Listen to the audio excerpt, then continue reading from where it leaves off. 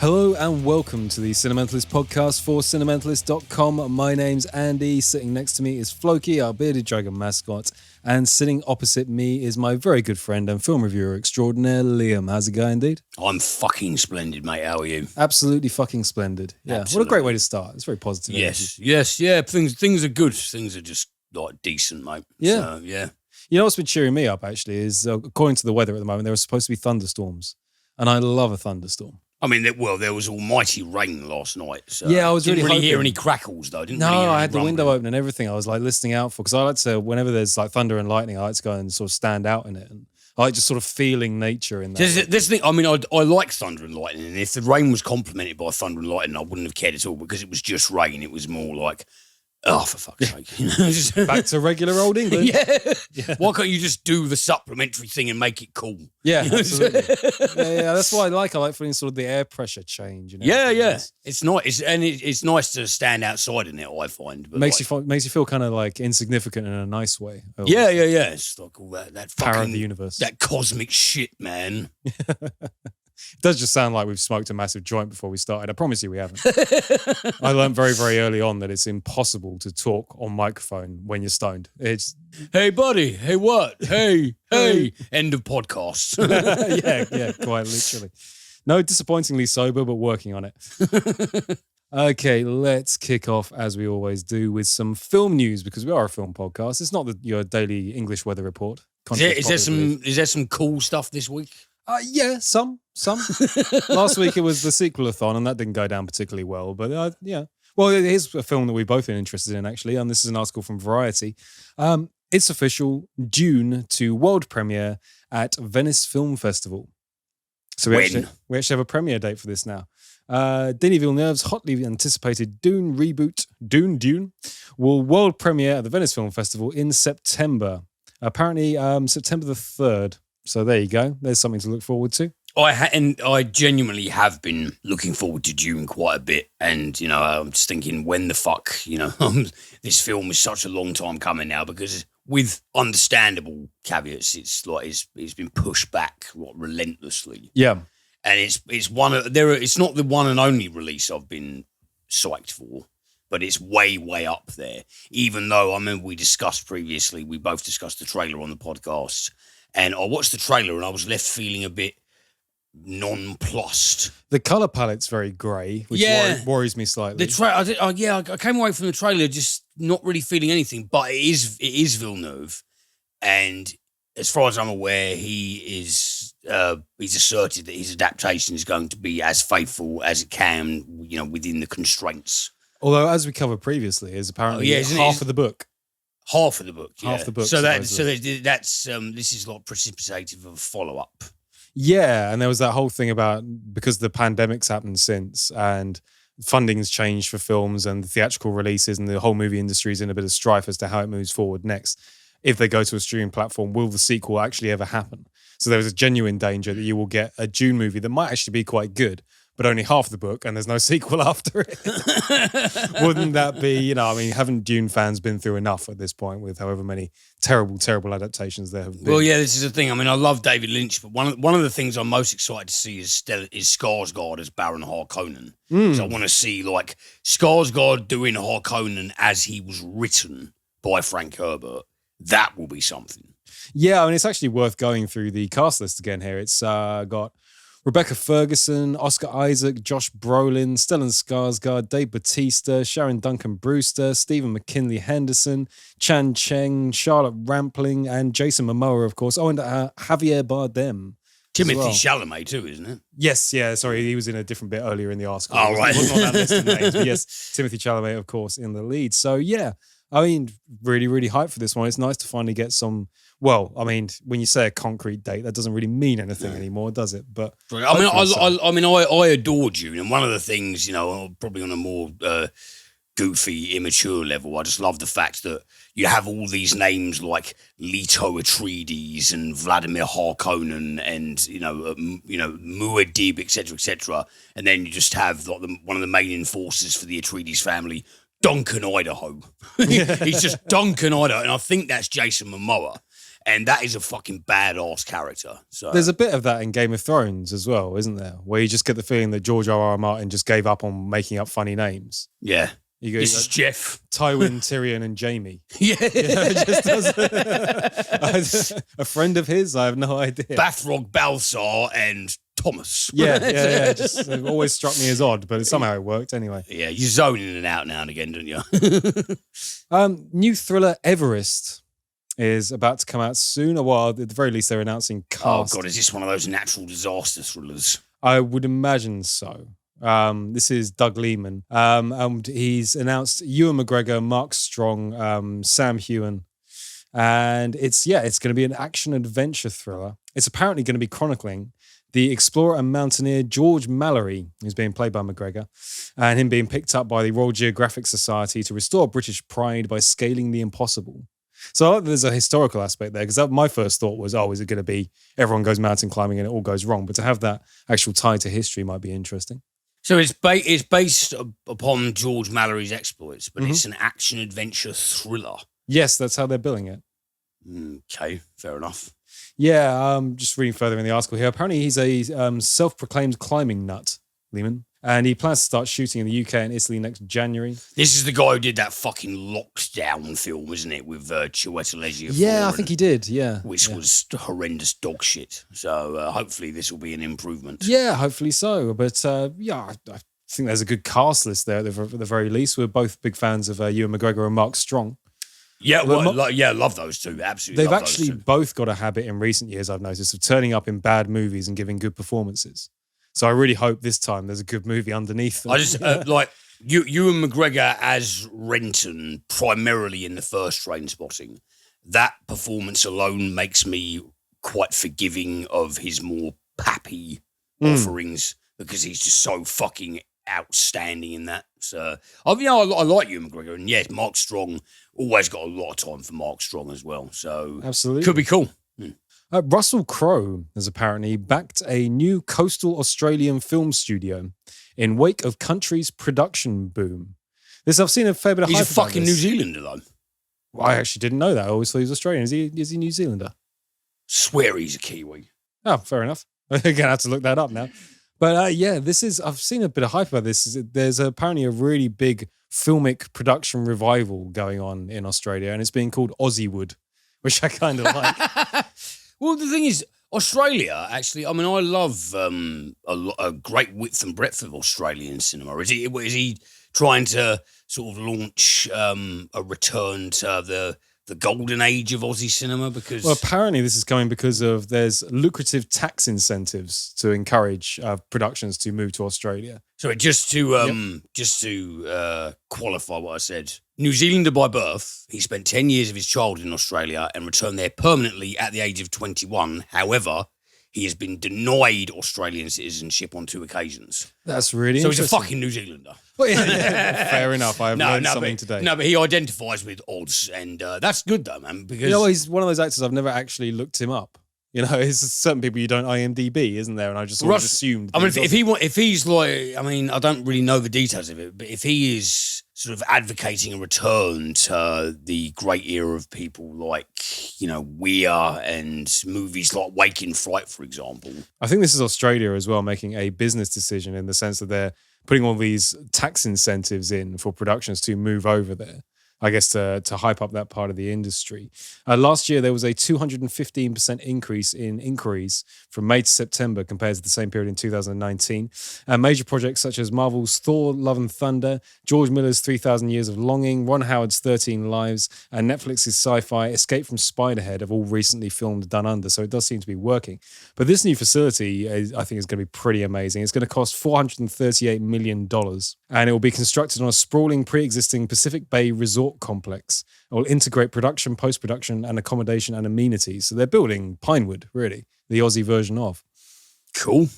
Yeah, I think that might lead to some interesting stuff. And I think it's cool as well that, an actor with the wealth and profile that Russell Crowe has, throwing his name into the ring and his funds into the ring on that one, I think is yeah, it's nice to see sort of big artists giving back in that way. I know they're not necessarily going to be making indie productions, but to keep fueling the industry. Well, I mean, the thing is, I do think, I mean, a lot of people find Russell Crowe to be a sort of an agent of contention, personality-wise, and sometimes in terms of his craft. Fighting around the world. Yeah, I've always liked Russell Crowe a lot, not only as an actor, but I like, in interviews, I find him he's gruff, but I do find him to be quite intelligent and interesting. And it is a fact, as far as I'm concerned, that Australia is a country that has a great ton of lamentably overlooked movies that are actually really, really, really good. That still a vast majority of the cinephilic world either don't really know about or maybe don't tout enough. So, and I don't know, I just got this hunch that maybe he'd be, trying to be a driving force between doing an interesting resurrection of things the way they used to be. I'd hope so anyway. Yeah, absolutely. I think this might be some interesting things happening. Yeah. It'd be interesting to see those films and what the production is like and how that's going. Fingers crossed, yeah. Pretty cool, I thought. And my last bit of news this week, this is something that turned up 8 years ago and has been completely under the radar since then. And finally, the director has begun to talk about it. This is J.J. Abrams. And he said that a movie based on Valve's Portal series of video games is still in the works and that a script is finally being written. What, as in the cake is a lie? Yeah. Did you play the Portal games? I did, yeah. Yeah, I've always sort of struggled with how that was going to translate into a narrative. Although I know the narrative is a big part of the Portal games. It was much more about the clever gameplay, I thought. I enjoyed the games, but similarly, translating that into cinematic narrative, I mean, unless it's going to be some sort of completely fucking Malick-esque fever dream where it's more of a mood piece that's free form and open to interpretation. Rather, worst case scenario, which is probably the most likely one, they're going to take the game and they're going to attach that to the most fucking ham-fisted, risible action thriller conceit. Well, as we've often said with video game stuff as well, although maybe we've said it more on the premium podcast than the free one, but there's often a problem with video game film adaptations, and they look at the original concepts and they decide, no, we don't need any of that. And so what you end up with is a film that's absolutely nothing like the game. Like Doom. Yeah, and you end up pissing off both sides. You end up pissing off fans of the game and people that don't play the game but wanted a decent movie. I've just got something that they've thrown together underneath the banner of a concept. I'm always going to be really happy that I think our like index dry run for this was slaughtering that Doom film. That was the first test recording we ever did. Yeah, it was just both of us riffing on why Doom movie is so terrible. It's not. It's not impossible to make a really cool film based on a video game, but a gargantuan amount of people, more often than not, they completely fuck it up. Yeah. And they tend to throw away the concept right out the window. I think J.J. Abrams is probably more intelligent than that. Although there's been a lot of talk recently about why the Star Wars sequels didn't work so well, primarily because they didn't really know how to write them as one. If J.J. Abrams said something along the lines of, yeah, it would have been a good idea if we'd all talked to each other and written them in like a sequence so they all work together. It's like, no fucking shit, Sherlock. Writing 101, right? But anyway. And then the even weirder thing about this is that, this first came out as a concept being pitched around by J.J. Abrams 8 years ago. And it was announced by Abrams and Gabe Newell, who is, of course, the head of Valve, at the DICE Summit in 2013. And J.J. Abrams said at the time, the plan was as real as anything in Hollywood ever gets, which is to say, not very. What? But I just think it's utterly bizarre. They've had this sort of thing shelved. And they've finally written a script. 8 years later? This suggests entirely what we were talking about earlier about the concept may be absolutely flawed in the first place. But I'm really curious to see what the hell's going on with this. Well, there's backlogging and then there's that. Yeah. So, I mean, they were initially toying with this in 2013. Yeah. It's a hell of a long. I think if you shelve a project for that long, there probably wasn't. It sounds like they just didn't have a good idea to start with, and it sounds like they're trying to find a good idea at the moment. So lazy, fat, cavalier J.J. Abrams. Yeah, maybe so. He has sort of blotted his copybook a bit in recent years, hasn't he? But we shall see. That's going to be one of those ones I end up reviewing on the premium podcast. I can feel it now. But with that sort of name attached behind it, and obviously Valve's got the rights, and they've got a ridiculous amount of money, and this could be a really, really high value, big promoted production. I was just really curious as to what the fuck that is. Hey ho. Yeah. I don't actually. Do you know what? overall, I don't actually mind J.J. Abrams that much. He does some good films. I don't I don't go hard for him necessarily, but I think, the output I've seen from him, I think he is a pretty decent filmmaker. His stuff. Oh yeah, no doubt. His stuff does the job. It's satisfying. Who knows? He's a very, very visual director as well. And the Portal games they had a very distinct visual style. So he might get that right. There might be something going on nicely in the art style. We shall see. Cake. Lots of cake. Lots of cake. Yeah. Oh, there's going to be tons of those little references and things in there as well. It's become one of the biggest memes on the internet. Do you know what you're probably going to see? You're going to see big red buses. Oh yeah, with the cake as a lie on the side. Well, probably just like a big picture of cake with absolutely no captions, and then you'll see all these people look at it, and a few of them will go, "Oh yeah, okay, yeah." And there was a good amount of humor in the game as well. It was quite funny with was it GLaDOS or GLaDOS, yeah. Yeah, the narrator. It's years since I played him, but I remember there being a lot of humor in there. So, I guess there are some. They're looking at it as there are building blocks there, and can we write a script around them? The Portal games were games that they were enjoyable when they heightened the experience of being very intoxicated with things at 3 a.m. and sitting back and going, "Wow, yeah, man." Yeah, it was a head fuck. It was a head fuck. It was a sort of existential cacophony of you allowed yourself to be overtaken by those games. So the notion of a motion picture adaptation for me in and of itself is a really jarring and strange one. But do I hope J.J. Abrams does something that blows our fucking minds? Of course. Yeah.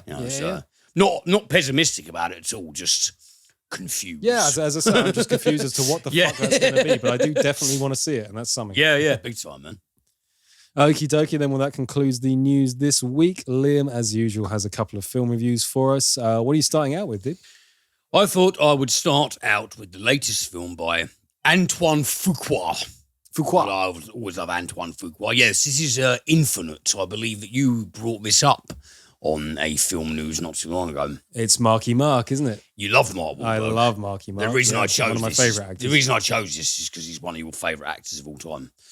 Well, so the film opens. Oh, I just felt a drop in my stomach. Go on. The film opens with what a sort of frenetic, high-speed car chase somewhere in the nighttime motorway of America land. Uh-huh.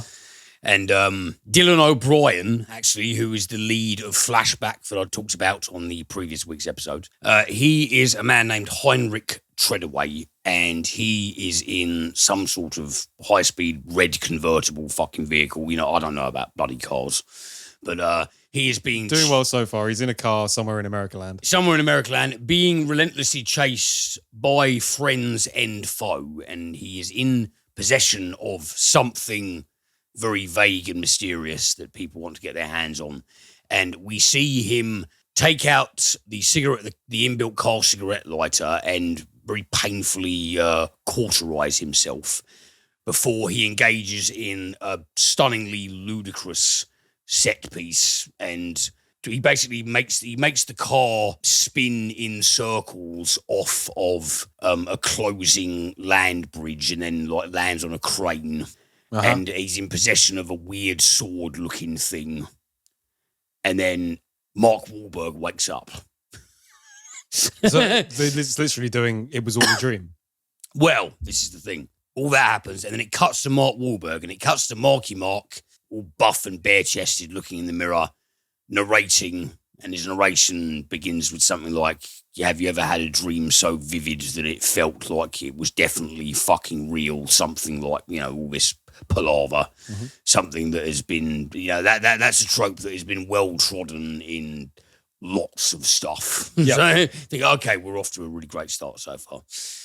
So Marky Mark plays a guy named Evan McCauley, and we come to learn that Evan is he's a loner. He's having some trouble procuring gainful employment for himself because he was diagnosed with schizophrenia when he was in his early teens, and he also has a history of violence. He's a very troubled, unhappy man. And one of the things that blights him is he has this preternatural array of talents that he doesn't understand. He is adept at martial arts and hand-to-hand combat and sword fighting in general. He has a very, very, very good lexicon.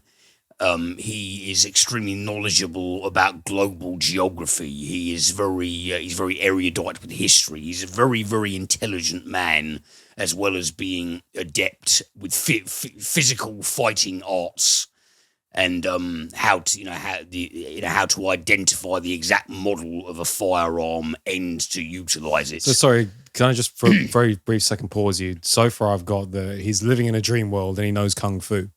No, he's not living in a dream world. Right. No, he's not living in a dream world. So that Matrix comparison that I was starting to make in my head, is that entirely off base? It's not entirely off base, but we're not dealing with a manufactured reality. Though that's where it departs from Matrix. No, sorry, jumping ahead a little bit. You carry on. No, but so basically, Evan is in a bad place. And one night he goes to the den of this drug peddler that I think this drug peddler routinely sells Evan moody black market medication to help mitigate his schizophrenia. And it all violently kicks off there. And then Evan gets arrested. And when he's at the police station, a very strange bald man, played by Chiwetel Ejiofor, walks in and goes, "You don't recognize me? I think I should take offense." And he opens up a briefcase and he starts laying out all of this strange, archaic-looking weaponry in front of Evan. And Evan's like, "Okay, who the fuck are you? What the hell is this? What are you doing?" "No, I don't know you." And he explains to Evan that among this weaponry and other artifacts, like little things in a bag and talismans, he says to Evan, "Are any of these things yours?" And Evan starts to display a bit more incredulity, and eventually this man, played by Chiwetel Ejiofor, begins to lose his patience, and he takes out a pistol and he points it at Evan's face and says, "Every time you say, 'I don't know what you're talking about,' I'm going to pull the trigger." And, you don't know whether this gun is loaded or not. Some ball, it's not Russian. I don't really know how that works. This is one of these films with many plot holes, because I can understand that working with a revolver in terms of Russian roulette. Or if it's a semi-automatic or an automatic, if it's loaded, it's going to go off. Yeah. I just don't get it. Okay. But, so he starts pointing the gun at Evan's head and clicking it, and Marky Mark is like, "What the fuck? What, are you crazy?" And then the walls of the police station come crashing down, and there's a massive vehicle being driven by Nora, played by Sophie Cookson, who tells Evan to come with her and drives him off. And Chiwetel Ejiofor's character, who we come to know that his name is Bathurst, and he is in hot pursuit. And in the motor, Nora tells Evan that he has gone his whole life without knowing that he is what is referred to as an infinite. He is somebody who essentially is in a state of quasi-immortality, because all of these weird talents and this incredible aptitude for things and this quote-unquote schizophrenia and visions that he has been blighted by all his life, what they actually are recalls of past lives. And so the infinites are a secret society of people who are aware that they have lived a multitude of lives in the past and have reincarnated, and they all congregate somewhere in order to actualize and fully harness their memories so that they can do a better job combating the nihilists. Now, the nihilists are led by the aforementioned Bathurst, played by Chiwetel Ejiofor, and the nihilists, they are infinites who have become absolutely sick and tired of repeating life over and over and over again, and they want to destroy the entire universe to make it stop. So Marky Mark, Evan, he is informed that he is in fact the reincarnation of Heinrich Treadaway, the gentleman who was being chased at the beginning of the film, and they need his talents to help stop Bathurst and the nasty nihilists from incinerating the entire world with this sort of glowing egg thing. Oh, so when you run to the glowing egg thing, yeah, okay, sure. Do you basically follow me? Yes, no, I follow you. Yeah. Okay, now. That sounds pretty batshit. For the first half an hour, 45 minutes at a push, this film actually had me intrigued. Because listen, I know you don't like Marky Mark. There's something that I've always appreciated about him. I know we diverge there, but this was ambling along at quite an interesting pace. You know, you had the shadowy and like, you know, suitably opaque villain played by Ejiofor coming in, adding a sort of weird, creepy dastardry to proceedings. There's a lot of good scenes that are pretty well shot with Marky Mark experiencing hallucinations that he interprets and as he has in his entire life as being inflicted by schizophrenia. But as we come to know, there's actually it's not a psychopathology at all. It's because he is one of these reincarnated immortal motherfuckers.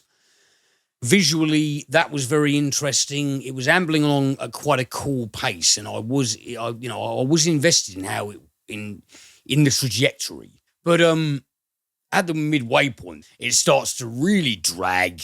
There's a lot of forced humor in there that doesn't carry off at all. It's not really. Marky Mark isn't really the perpetrator in that specific context. There's a bunch of other people who just say and do stupid things that is purported by the filmmakers to be funny, but it's definitely not in the slightest bit funny. And it just becomes riddled with larger and more gaping plot holes until it turns into an absolute clusterfuck of intent and writing and everything, really. So even with that batshit, so I'll be fair to it. I mean, I made that Matrix comparison early on, and probably too early because that just seemed to be where it was going. But to be fair to your explanation of it, it does sound like an intriguing premise, or at the very least, not a bad premise for an entertaining action. The premise is very interesting, and the film itself is also interesting for about 40 odd minutes. This just did this horrible switcheroo. It's like the unintentional bait and switch, where it's like, well, we're presenting you with this film that actually seems kind of cool for the first half an hour or so, but then it's going to turn into a pile of shit. Because it's not funny. They try and make it funny. It's not funny. Once the villains are given a healthy amount of exposition, they become very boring and total inconsistency in terms of how the history of the Infinites and, you know, how they form a community, you know, a working community on top of a humanistic community, a super organism where they're all looking out for each other. It's just absolutely, it just gets worse and worse and worse in terms of the amount of times I went, well, now hang on, they explained this in this manner about 20 minutes ago, but if this is the case, this doesn't make any, this completely violates the 3 rules of logic and then some. Like, what the fuck is going on here? Then it just gets more and more chaotic until an extraordinarily cheesy denouement that you're with the most ridiculous film. I was thinking about this earlier. With the most ludicrous films, the films that are not your average art house reverie, and you're not essentially invited to deliberate on things in a highly intellectual manner, but you still. In Big Trouble in Little China, it's a fucking silly film, but you still give a fuck about Jack Burton. You still give 2 shits about whether these people are going to reach their objective. This is a film where by the final half an hour, I had completely stopped giving 1 iota of a slithery shit about any of the characters involved in this. And by the time the final credits started rolling, I just went, oh, fuck you, bullshit. You know, you took a captivating idea and you were rambling along with it quite nicely for a very short period of time, and then you just took a great big Cleveland steamer all over it, and you just pissed me off. So, like, just don't watch Infinite because it's bollocks. And next up, we've got Untitled Horror Movie. So this was actually released on VOD on the 15th, so not very long ago now. This is one of those millennial comedy horrors. So we've got a crew of 6 actors within the film. They're late 20s, early 30s, and they're all part of a television show that is on the brink of cancellation. And they're all like, oh, fuck, shit, what do we do? Blah, blah, blah, blah, blah. And one of them, Kip, played by Timothy Granadieros, they're all griping with each other over Zoom or Skype or whatever the hell it is one day. And he says to them, well, if they're cancelling the show, I've been doing my own kind of spec horror script and I was wondering if you lot would be interested in individually shooting scenes for it, and we can see where it takes us. There's a little bit of trepidation, but they eventually agree to it. So along with Kip, you've got his girlfriend, Kelly, played by Care Holt, who is quite a pampered, very Dunning-Kruger type of person, thinks that she's an extraordinary actress, quite rude and insulting and nasty. You've got Max, played by Darren Barrett, who is he's the comedy guy of the group, essentially. He's in a perpetual manic episode, and he's always freaking out.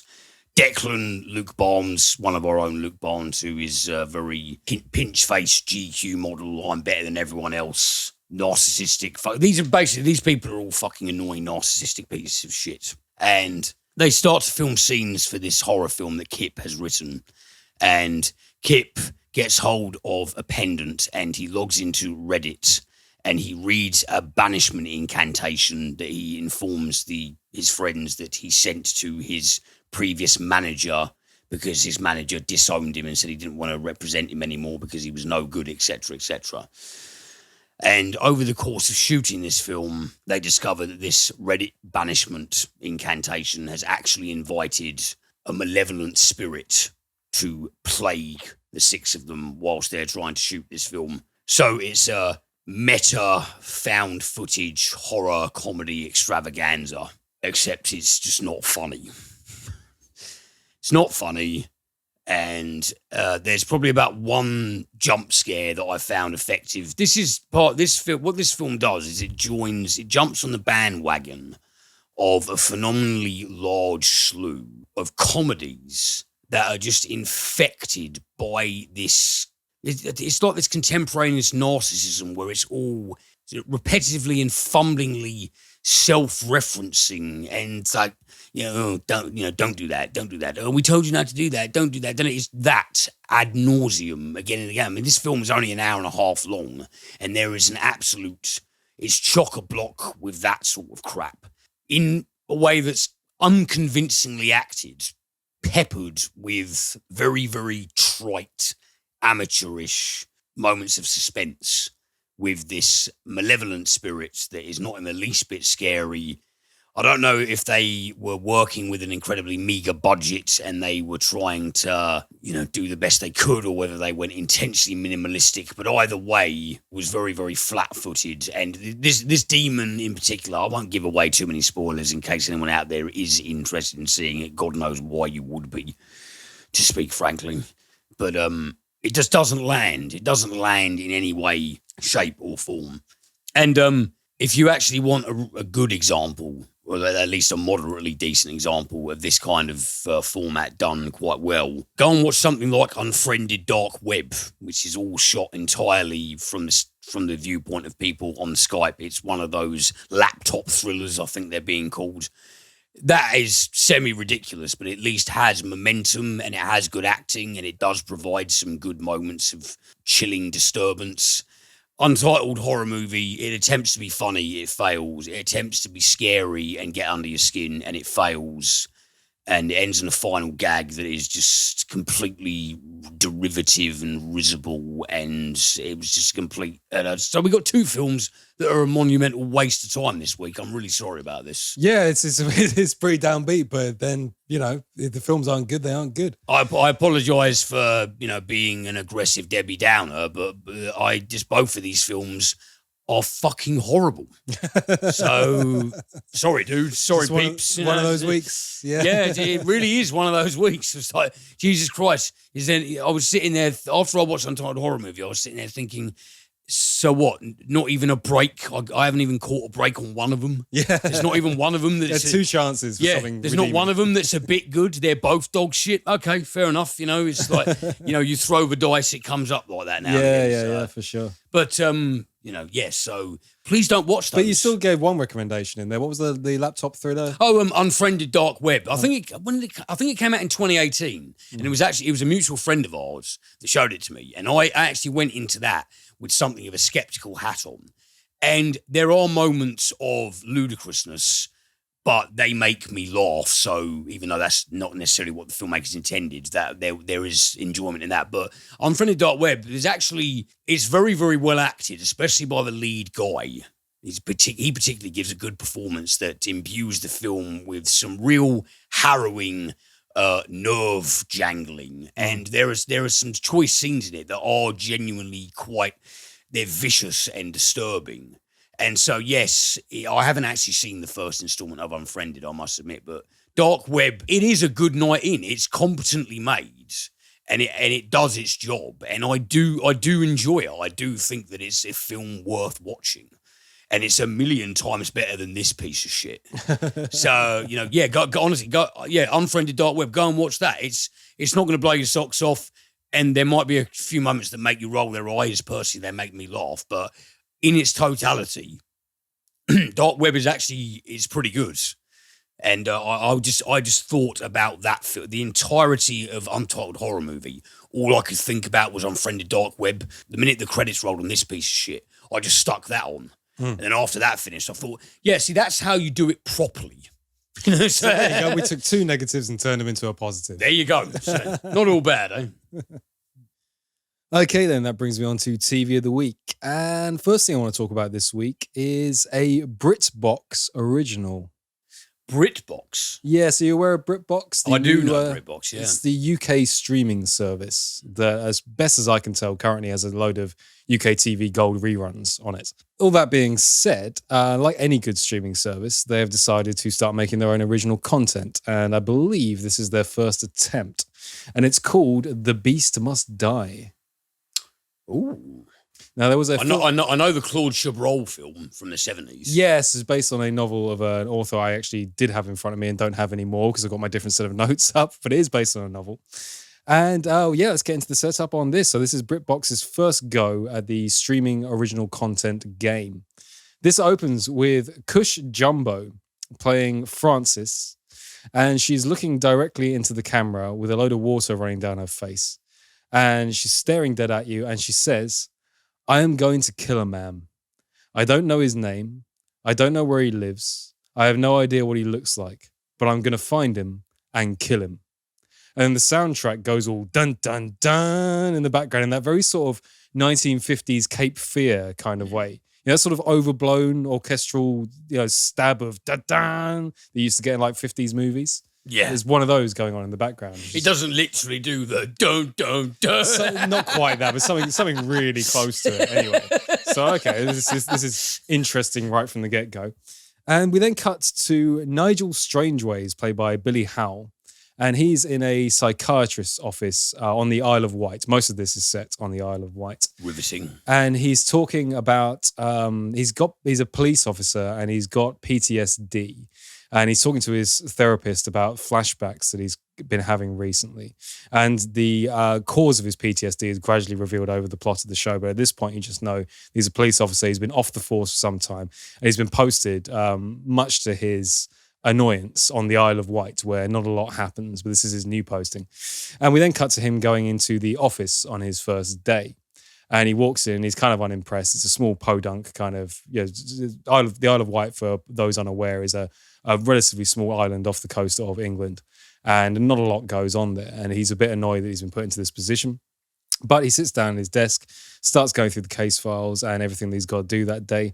And the first case file on his desk is about a boy that was knocked down in the road.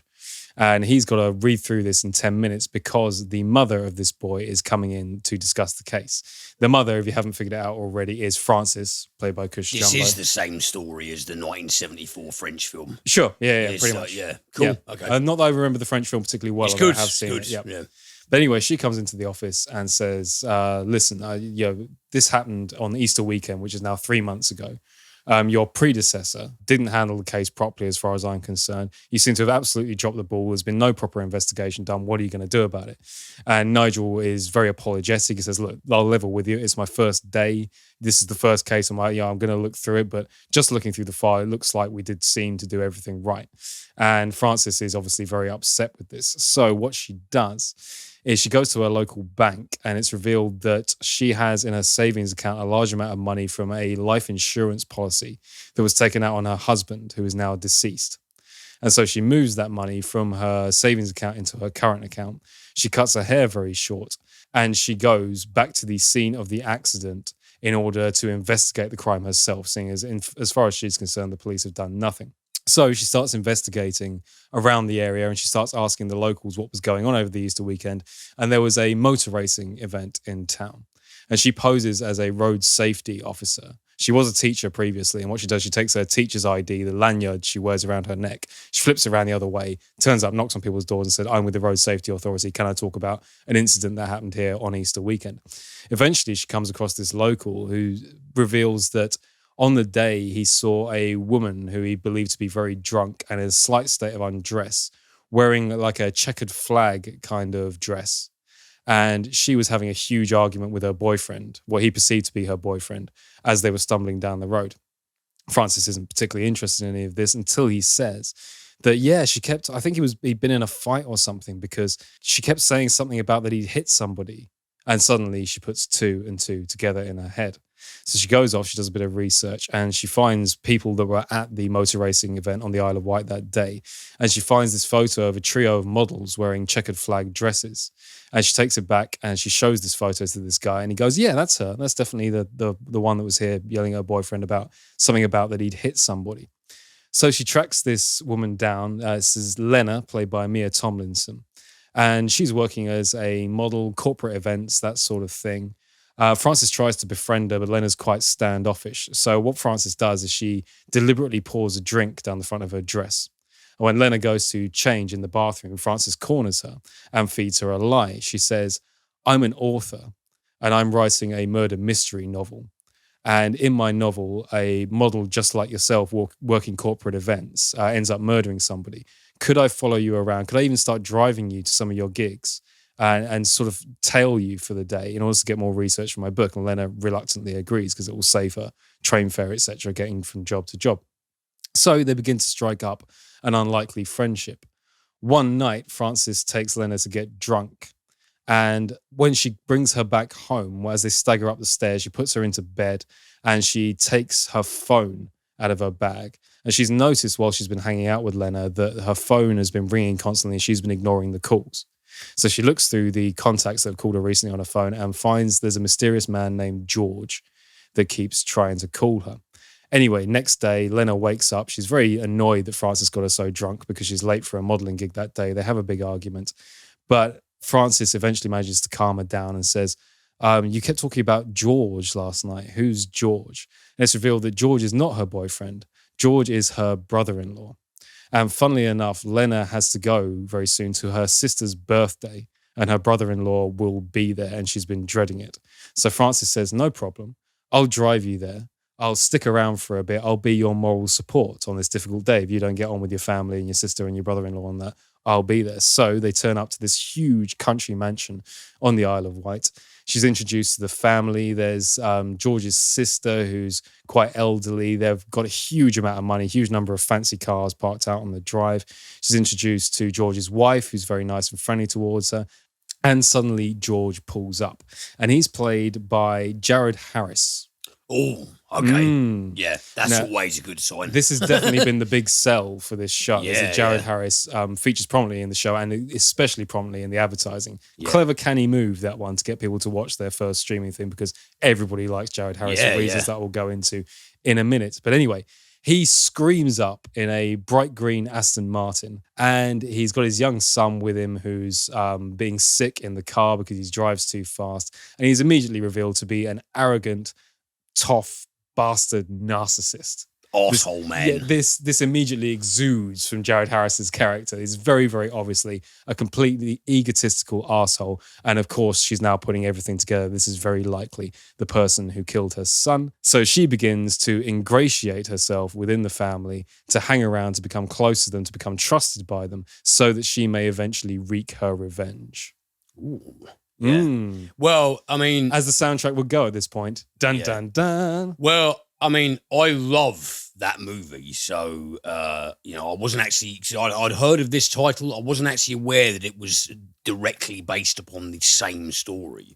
But that, in conjunction with Jared Harris' involvement, I mean, I hope you're going to say it's decent. Well, yeah, let's start out with the performances then. Like I said, putting Jared Harris as the lead antagonist was a very, very smart move on this production's part indeed, because he's so wonderful. He's been hyped so much at the moment. He's so fantastic in The Terror. He's brilliant in Chernobyl. He's great in The Crown. I mean, you can just... He's great as Moriarty in the sequel, in this Sherlock Holmes sequel. Yeah, you can reel off his acting credits. He's really good. I have yet to see a character this man can't play. Yeah. And to see him play, he often plays quite likable people, though he makes a good villain at the same time. To play this arrogant, pompous arsehole with the vigor that he does is very, very good indeed. However, the stand-up performance actually does have to go to Cush Jumbo, who is an actress that I was previously unaware of and does a massively, fantastically, I was going to say fantastically competent, then that sounds like it's damning with faint praise. She's really, really good at showing this malevolent anger and revenge and desire to murder this guy held just beneath the surface, which I think is quite a difficult role to play. The show likes to play with little imagined sequences where suddenly she murders George and then there's a cut and actually, oh no, it was all in her head. And those moments where you get that flash of anger and darkness in her eyes as she performs the deed that didn't turn out to be the actual deed are really, really well acted. I mean, it's a stunning performance. It's a breakout role for her, I think. Everyone's going to be talking about her because of this. I mean, this show is getting quite a lot of hype at the moment, and for some good reason. Is this her first prominent role? Just out of interest, because I haven't heard of her. I'm afraid to say. Yeah, I would say it's her first really big prominent role. She's turned up in a fair few TV projects and things, and according to some of the reviews and things I was reading earlier, has been very good. I'm neglectful in the fact that I haven't seen her in anything before this, but I can absolutely see why she's getting such rave reviews because she sells the character beautifully well. There's great performances all round, actually. It's a moody piece. If I was to categorize the show in one word, it would be moody. It's dark. It's got that over the top, like I said, Cape Fear kind of soundtrack thing going on, stabs of it in moments, which works kind of nicely. And initially it's a bit jarring, but you sort of get the angle that it's there for dramatic effect in the same way it was in those 1940s, 1950s films. And that gimmick still does kind of work. The writing's pretty sharp and the dialogue's quite good as well, though I do wonder how much of that is being sold by the actors and because the performances are so good. Because one of the problems with this is, although it is moody and dark and grim, it is a little slow. There's only 5 episodes of this. The 5th episode is actually out tonight, so I will freely hold my hands up and say I haven't seen the conclusion, but I have seen the other 4 at this point. And I would say it's one of those ones where not a lot happens in a couple of the episodes, and they rely on that old bait and switch where something dramatic or something foreboding and foreshadowing will happen right at the end of the episode, which is now such a cliche and a trope that I don't think it works as well as it used to, because we're in the era of binge watching, etc. That is just such a blatant mechanic to make you keep going, to keep watching. I mean, it's slow burn this. I like slow burn. I actively go for slow burn stuff. Even I would say, even for a slow burn atmosphere show, at points this is a little bit too slow. It does have to be said. I think your enjoyment of this show is predicated on how much stock and how much enjoyment you get out of watching great actors do a great job.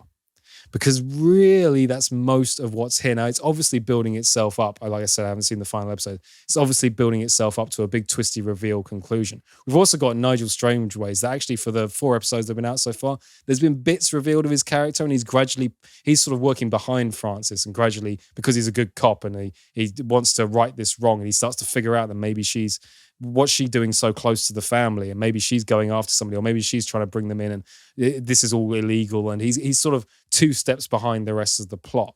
But they haven't really sped him up enough in a way that really makes him central to the piece yet, which I imagine we're going to get big reveals in episode 5. But the fact that it's 5 episodes long, I've watched 4 episodes and I'm saying it's too slow suggests that it is. You know, it's going to have to do some really, really amazing twists and turns right at the end in order to make it something people are raving about. However, for a first go at original content, it's got a real nice, smooth quality to it that you wouldn't necessarily expect from a small streaming service trying to make itself bigger. Do you know what I mean? I think Netflix's earliest efforts and Amazon Prime's earlier efforts, a lot of them were a lot ropier than this. Yeah. So there's a lot going for it. I like the way they cast it. I like the way it's shot. It's shot very nicely. It's quite grey because it's Isle of Wight. You know, this is sort of, for anybody that's been Isle of Wight, unless it's Cows Week, is quite grey. And so that all sort of ties into the ambient nature of the piece. And there's bits of it that are virtually black and white because that's just what the English weather's like. So you know, I know I'm sounding like some sort of like massive narcissist, but I'm just happy that the original movie is one I read about first in Halliwell's when I was like 18 years old. And I sought it out and I really, really loved it. And like the fact that they've actually made a series out of it is just, I don't know, it's kind of, it makes me feel all rosy. I think you would get a kick out of it. I think quite a lot of our audience would get a kick out of it. I think there's a good 40% maybe out there that are they're maybe more casual viewers rather than we like to go into all the nitty gritty and everything. If you're more of a casual viewer, I think you might find it too slow. And I totally get that as well. I totally feel that as a facet of the piece. But the performances are so great and the level of quality and competence is there in such large gobs that it actually does make it very watchable. What I'm hoping for is for the 5th episode to be an absolute turnaround and there's still a lot left unanswered in characters' backstories and things like that. Obviously, they're saving that all for the last episode. I'm hoping that's going to be the thing that really makes it, oh man, you absolutely need to see this. It's slow for 4 episodes, but on the 5th episode, it goes bananas and that's fantastic. Am I going to get it? I'd say 50-50 odds. But overall, so far, having seen 4/5 of the thing, it's actually very well put together, and I think that's worthy of commendation. I think Cush Jumbo is somebody to look out for, and I think Jared Harris once again proves that there is no role he cannot play well. Well, even though you haven't said it's necessarily outstanding, even though you've cited a lot of really positive things about it, I don't know. I've just got this aching need to see how it compares. You know, like an extended series. You know, I just want to see how they handle that in contrast, because I think that the 70s motion picture, the wrapping that tale and that kind of emotional gravity up in feature length is a feat in and of itself. So just to see how they extend it over 5 episodes, you say, I'm just very, very interested in that. So. I looked up the Rotten Tomatoes reviews earlier, and the top critic review says something like, it's quite good, ... I think. And you know what, actually, I go with that. There's nothing here that's really making me rant and rave about how brilliant it is. However, there's so much competence there. It's so nicely done. It's so solidly and robustly put together that I do think I'm enjoying it. I just kind of wish it had a bit more pace, a bit more, I don't know, it's missing a little something, and I'm hoping that last episode is going to give it that. But at the same time, there are a lot worse ways to spend your time. And it's, even if the pacing is a little bit slow, those performances do pull you through it. So great job to the cast. So I can give them full commendation. Sometimes I'll just be obsessed with things because they're an evocation of a previous thing I liked, or just because the concept in and of itself I find fascinating. I think there was a gentleman we knew at one point who said, I actually love a lot of things that most people deem quite boring, and that's actually a sentiment I share with him. So even if this is very, very slow burn, I don't know. I just I hope that I would get mixed up in it, if you like. It's worth it for those performances. Definitely. Yeah, definitely. I shall check it out. I should definitely check it out. I've got time here for a quick little docu-series as well. Oh, sweet. Yeah, this is called Killer Ratings. Killer Ratings. Yeah, it's on Netflix. It was released in 2019, and it's weird actually because I completely missed this until I was scratching around for a docuseries to watch the other week, and I was like, hang on a minute, this has been up since 2019. I'm always on Netflix looking for new docuseries. I don't know how this one passed me by. But yes, this is based in Brazil, in Manaus, and it's primarily about the life and times of the Brazilian television presenter and politician Wallace Souza. Now, Wallace started out being sort of an investigative journalist, doing little pieces to camera where he'd turn up at murder scenes and basically deliver understandable, relatable TV news reports about murders that were going on in the city, the state of crime in the area, how things were getting worse. And he started to become a bit of a folk legend and a bit of a cult hero amongst the population of this city. So he was eventually given his own show called Canal Livre. And it became the most watched TV show in Brazil for years. And it was sort of like a Jerry Springer kind of format. He had an audience there. He'd do pieces to camera about, isn't it terrible, this moral decline that we're going through? Aren't these gangsters horrible? Oh, there's been another murder this week. There's been an arson. This guy was found set on fire in the jungle. All these horrible events. And he'd give these sort of moralistic pieces to camera about how this city needs somebody that can really fight for them and somebody that can, step in and sort out law and order and make our people, our citizens safer. And he just got this huge warmth and goodwill towards him, so much so that he became an elected official of this area, until a police informant revealed that, as far as he was concerned, and that it was a known thing within the Brazilian mafia community, Wallace Souza, far from being just an investigative journalist and TV presenter, is in fact a mob boss who has orchestrated most of the crimes that appear on his show. Sorry, that's yeah, I know, right? What the fuck? Top of your head goes. What's this called again? Sorry, this is called Killer Ratings.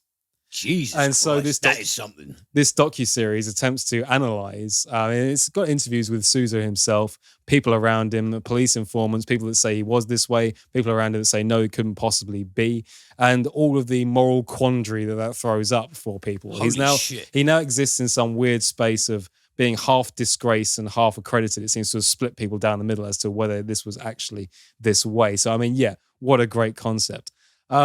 One of the things I really like about this is it doesn't lean too hard on the sensationalist angle because, like you said, with your burst of laughter there, I burst out laughing when I figured what this was about at the same time. That conceit is fucking awesome. Yeah, it's absolutely insane, isn't it? But what I really like is this documentary never loses the balance of, although that's kind of funny in the way that it's so utterly bizarre, how could that possibly be true?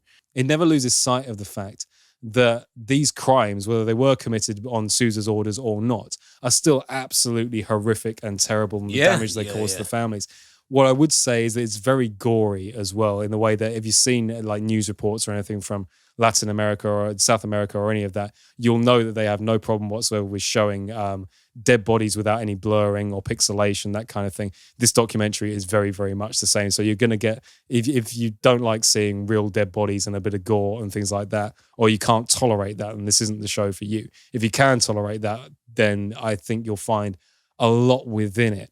I like how it treads its balance. I like how it's got a mad concept, but it doesn't lean too far into the entertainment angle. It keeps weighing itself down with the fact that no matter how these events occurred, they were horrible. It does a will they, won't they kind of thing that I find was actually a nicely balanced way of doing a docuseries like this. It could have leaned into it in the same way Tiger King lent into the concept of animal cruelty, which is essentially pushing it to one side because that's no fun and the story's fun. Whereas actually it's a much more nuanced affair than that. Really, really interesting, compelling docuseries about a dangerous part of the world and a part of the world where occasionally you get some really crazy madcap stories, of which this is definitely one. I know this. So if you missed it like I did, then please give it a look, because it's definitely got some really. I know this is absolutely facetious, but I've just got this picture in my head of like Ross Kemp on gangs and Ross Kemp going like, "Yeah, it was me. I was doing all of it." Yeah, I know, right? All of these people. I was making all the crime happen. That would kind of be the equivalent. And his show was utterly insane as well. He had puppets come on and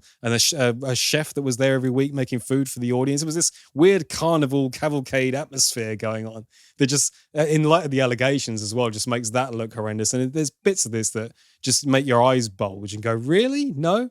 But I love that it's something else. I love that it doesn't focus on that. I love that it actually gets to the heart of the stories as well, and it does its best to form a nuanced opinion of the thing. And so it's a well-balanced piece of work. I think a lot of people would have missed it like I did, and I can highly, highly recommend it. It's a cool piece. That's something I will 100% be checking out. Yeah, give it a go. I think it needs more of an audience, and I'm happy Sounds to ride like on. that, yeah.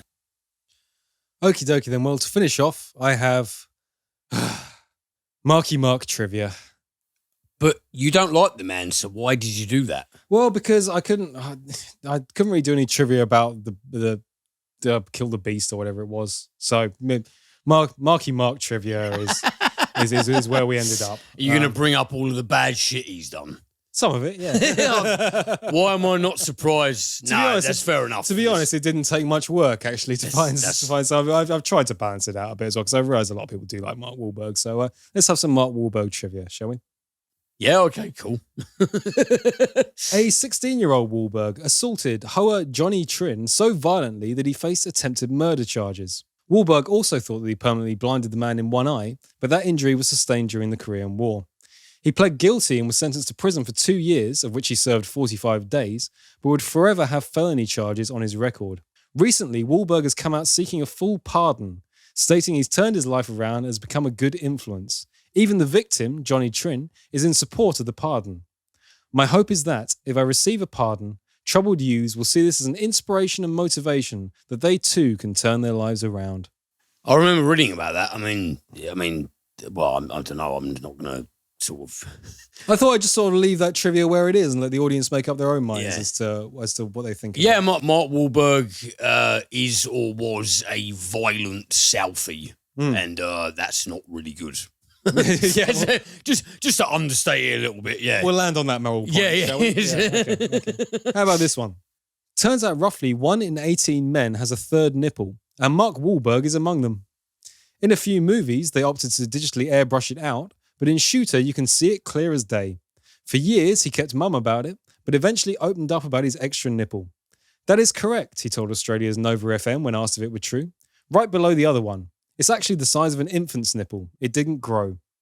He has no plans of losing it either. I've come to embrace it, he told Rolling Stone. That thing is my prized possession. So Mark Wahlberg is basically the South Boston Scaramanga. He beats people up and he's got 3 nipples. They say people don't learn anything from the Cinementalist podcast. Eat your heart out, Christopher Lee. Yeah. In a continued effort to right the wrongs he made as a kid, Mark Wahlberg got his high school diploma in June of 2013. Having dropped out when he was just 14, it took him until 41 to hit the books. He credits his kids with the inspiration to finally do it. I didn't want the kids saying, you didn't do it, so why do I need it? They're all wanting to do things in their future that require an education. He may even continue his education. I would love to go to USC and study film. I don't want to become a veterinarian or anything. I want to study things that further my career and broaden my horizons. Yeah, that's quite a redeemable quality at the very least. Yeah, some sensible, really. It's a sensible outlook. Mark Wahlberg and some of his friends were scheduled to fly from Boston to Los Angeles on Flight 11 on 9/11, but they decided to attend a film festival in Canada before heading back to LA and chartered a flight north instead. The plane hit the North Tower of the World Trade Center as part of the terrorist attacks. Family Guy creator Seth MacFarlane was supposed to be on the same flight. So that's 2 huge American celebrities that were supposed to be on that flight. That was kind of interesting in a trivia sense. Fucking locked out there. Jesus. Yeah, absolutely. It's crazy. Coming that close must really give you, that needs some therapy afterwards, right? Oh, yeah, I would think so, for sure. The hit HBO series Entourage is loosely based around Wahlberg's early years in Hollywood. Wahlberg has guest appeared on the show many times and is one of its executive producers. He also appears from time to time on the reality show Wahlburgers, based around the burger chain of which he is a co-owner. I knew about the chain. I didn't know they did a show of it. Yeah, I've only seen bits and pieces of Entourage. But I didn't know it was loosely based around I meant Wahlburgers. Oh, right. Yeah. No, You said they did a show of Wahlburgers. Yes, yeah, they have indeed. Oh, right. No, well, that's weird. Yeah, it's utterly bizarre that way, isn't it? And the fact that Entourage is loosely based around his life is kind of weird. Yeah, I didn't even know that either. And my final Marky Mark fact here. Wahlberg is a distant relative of author Nathaniel Hawthorne on his mother's side. He is also a distant relative of Madonna and Celine Dion. Oh, wow. Is that why? Because in The Departed, Leo DiCaprio goes... families are always rising and falling in America. And Martin Sheen goes, who said that? And he goes, Hawthorne. And Wahlberg says to him, like, what's the matter, fuckstick? You don't know Shakespeare? I don't know if that's that's a good reference to catch. Yeah, I would imagine. Yeah, I don't know if that's a nod to that or. Yeah, interesting. I hadn't thought of that. No, but he's done. I'm not going to say he's done bad shit, but he's done bad shit, and that's not good. Everybody has a chance to redeem themselves. You know. I know you don't like the fella, but I've seen some things. I've seen a lot of things with him. I think he's quite cool. I'm giving him more and more of a chance these days. Put it that way. Give him Marky chance. I can get over my biases. It just takes me a while. That's fair enough. Mate. Yeah. Okie dokie, that brings us to the end of our free podcast this week. Thank you so much for listening. We're going to go and record the premium content now. We're going to start out with a little bit of a retrospective on Ned Beatty, who died this week. Yeah, just like a a little bit of reverence paid to a couple of his very iconic roles and why they are important cinematically and why they, Ned Beatty just illuminated them in a way that nobody else Fantastic could have. actor, yeah. So we're going to pick out a few favourites. And we're also going to have a chat about underrated villains. Yeah, this is a nice meaty topic. I've got shitloads of those. Yeah. So we're going to go through some villainous performances that are favourites of ours and not necessarily rank them, but go through and find some hidden gems, hopefully. One of mine's an inanimate object. Okay, well, I'm very excited for that. Absolutely. Yeah. Tune into the premium podcast to find out which one. Thank you so much for listening to us, guys. Of course, you can find our premium content on Patreon. If you check out cinementalist.com, there's a link to the page, or you can just Google Cinementalist. You can follow us at Cinementalcast on Twitter, and you can follow Liam at the Movies at Wacko Jacko's Flicks. Excellent. Yeah, we hope to see you on the premium content, if not free one next week. Anything to add, mate? Thank you very much, people. Hope you're all doing good. And yeah, well, watch that good TV stuff and stay away from that shitty movie stuff. Never thought I'd be saying that on this podcast, but we're going to lose so many film fans. That is that is this week's lamentable fact. Oh well. Okie dokie, guys. Yeah, take it easy, and hope to see you next, if not next week.